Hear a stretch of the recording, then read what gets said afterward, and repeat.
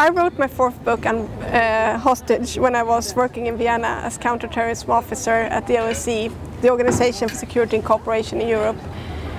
And I only worked there during 2011, but it was a really intense year for me.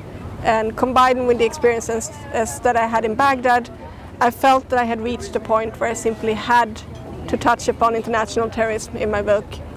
And I introduced this very new kind of writing and a new kind of case for my police officers, and felt that they needed a change as well.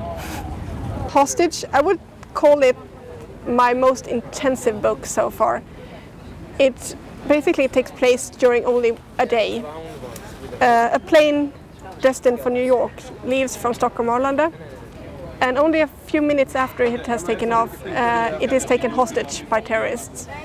And of course, you don't negotiate with terrorists, so these demands would never ever be complied with, which leaves the police officers with a very dramatic and difficult situation to handle. In this book, Peder Ryd has left the police force. Fredrika Bergman is working for the Ministry of Justice.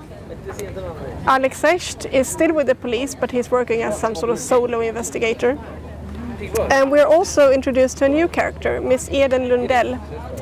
Eden is head of the Swedish counterterrorism section at the Swedish Security Service. And the dilemma that they are confronted with is, what do you do if the governments won't comply with these demands?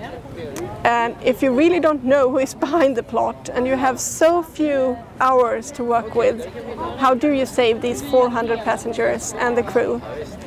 And in the end, and actually quite soon in the book, they do realize that they cannot even trust all of the staff members on board of the plane. And that is the true disaster for them.